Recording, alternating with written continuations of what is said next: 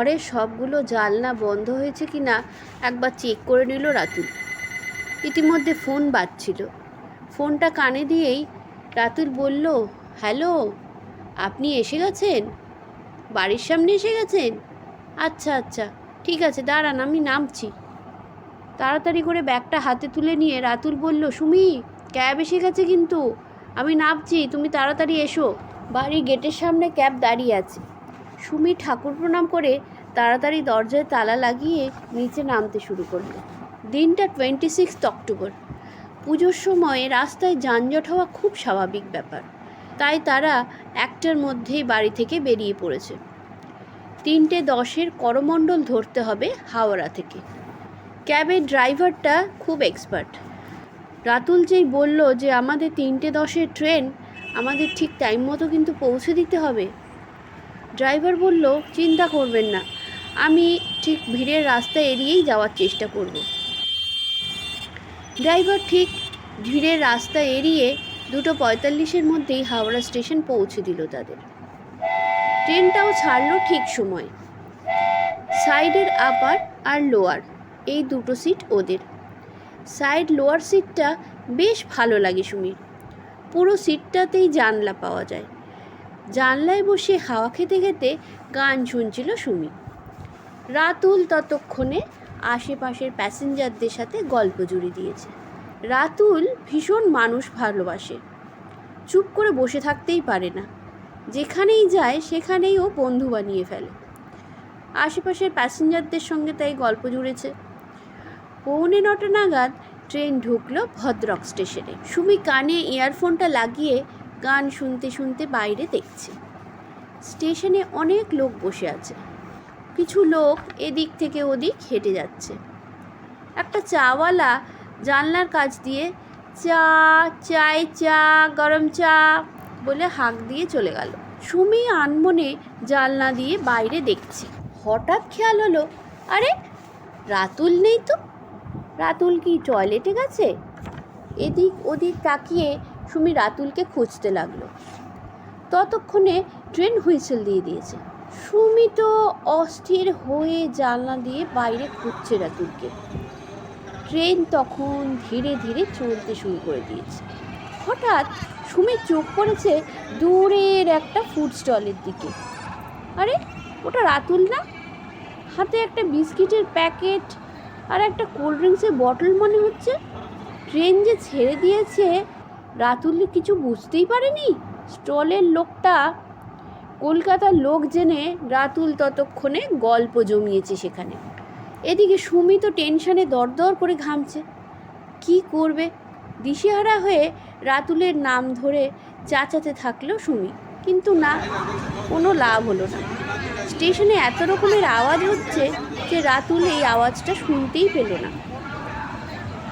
তারপর হাতের ফোনটার দিকে খেয়াল হলো সুমি। রাতুলকে একটা ফোন করে দেখি তো। তাড়াতাড়ি সে সুমি রাতুলকে ফোন করলো। যেই ফোনটা বাজতে শুরু করেছে তখন রাতুলের হুঁশ ফিরেছে। পেছন ফিরে দেখে ট্রেন ছেড়ে দিয়েছে। রাতুল অমনি দৌড়তে শুরু করলো ট্রেনের পিছন। সুমিও উদ্গ্রীব হয়ে জানলা দিয়ে দেখছে। রাতুল ছুটছে ট্রেনের পাশে পাশে। সুমি ছিল S4-এ, অনেকটা আগে। ট্রেন কিছুটা এগিয়ে যাওয়াতে শেষে রাতুলকে আর দেখতে পেল না সুমি। খুব টেনশন হচ্ছে। রাতুল কি ট্রেনে উঠতে পেরেছে নাকি মিস করলো ট্রেনটা?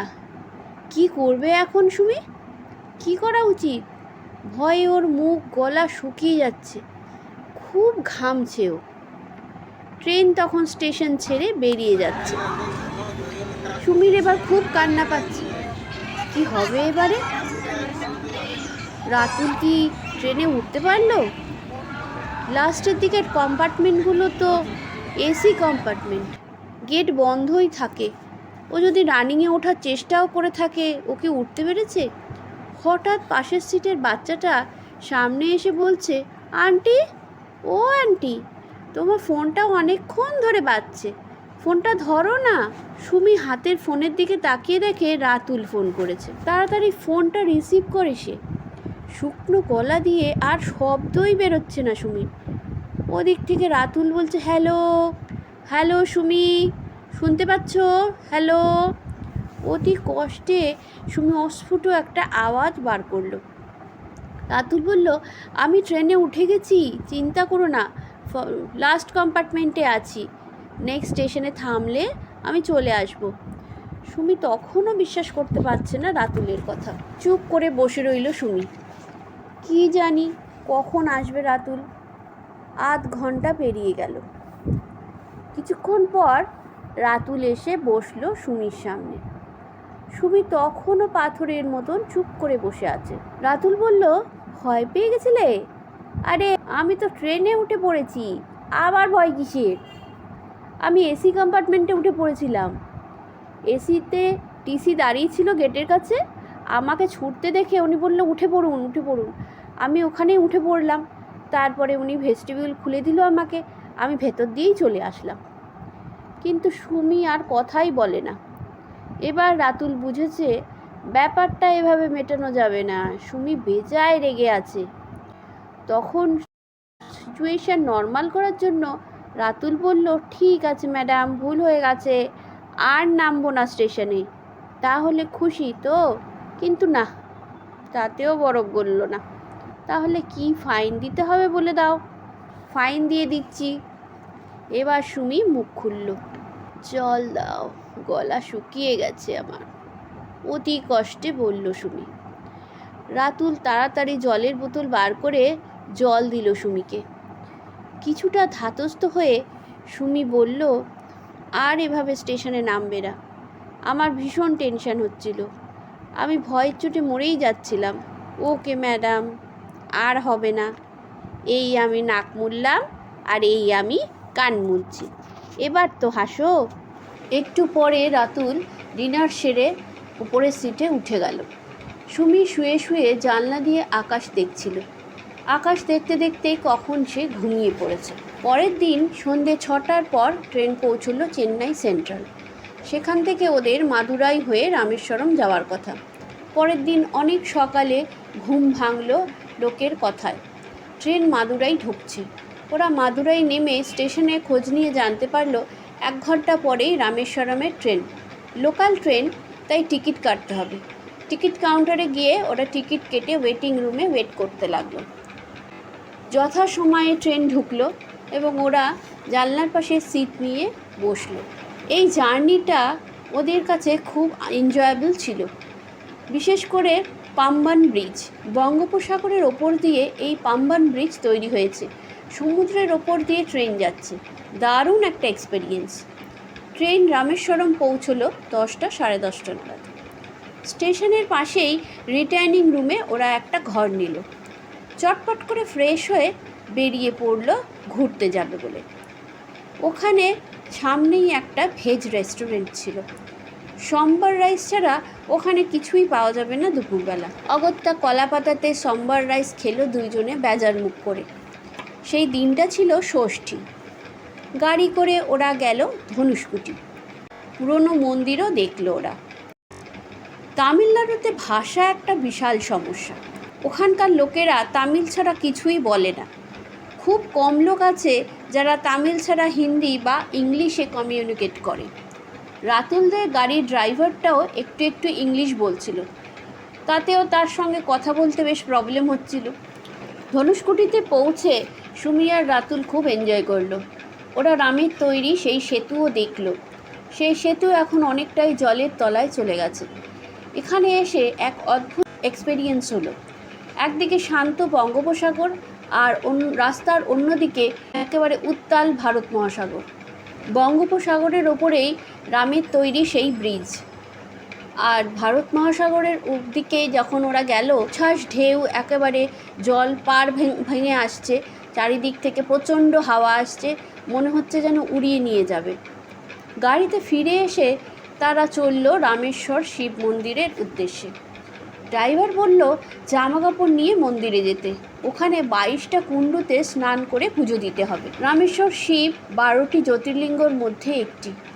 সুমিরা মন্দিরে প্রবেশ করলো নর্থ গেট দিয়ে, ওখানে স্নান করতে হবে। ওরা দেখলো মন্দিরের ভিতরে 1 2 3 4 করে টোটাল 22টা কুণ্ডু নাম্বারিং করা আছে। কুয়োর কাছে একটা করে লোক দাঁড়িয়ে আছে। বালতি দিয়ে জল তুলে লোকের মাথায় ঢেলে দিচ্ছে। ওরাও সেখানে গিয়ে দাঁড়ালো। এইভাবে পরপর ঘুরে ঘুরে 22টা কুণ্ডতে ওরা স্নান করলো। জল বেশ ঠান্ডা ছিল, আর সন্ধেও হয়ে এসেছিল। ঠান্ডা ঠান্ডা হাওয়াও দিচ্ছিল। সুমি মনে মনে ভয় পাচ্ছিল যে হোটেলে গিয়ে নির্ঘাত জ্বর হবে। নিদেন পক্ষে হাঁচি কাশি তো হবেই হবে, কেউ বাঁচাতে পারবে না। যাই হোক, স্নান সেরে চেঞ্জ করে ওরা মন্দিরে পৌঁছলো। লাইন দিয়ে ঘুরতে ঘুরতে মন্দিরের শোভা দেখতে দেখতে ওরা গিয়ে ঠাকুরের সামনে পৌঁছলো। গর্ভগৃহে তখন প্রদীপ জ্বলছে, চারিদিকে অনেক প্রদীপ। সেই প্রদীপের আলোয় দেখা যাচ্ছে শিবলিঙ্গ। মনে হচ্ছে যেন শিবলিঙ্গের চারপাশে এক জ্যোতির বলয় তৈরি হয়েছে। অদ্ভুত সেই অনুভূতি আর আনন্দ। ভীষণ একটা ভালো লাগা নিয়ে মন্দির থেকে বেরিয়ে এলো ওরা। বেরিয়ে মহা আনন্দিত মনে গেটে এসে দেখে তাদের চটি নেই। কি হলো এটা? অনেক চটি রয়েছে, শুধু তাদেরটাই নেই। তারপর বোঝা গেল ওরা ঢুকেছিল নর্থ গেট দিয়ে আর বেরিয়েছে ইস্ট গেট দিয়ে। বোঝো কাণ্ড। এখন কি হবে? চটি কোথায় গিয়ে খুঁজবে? লোককে জিজ্ঞেস করে খালি পায়ে দুজনে চলল নর্থ গেট খুঁজতে।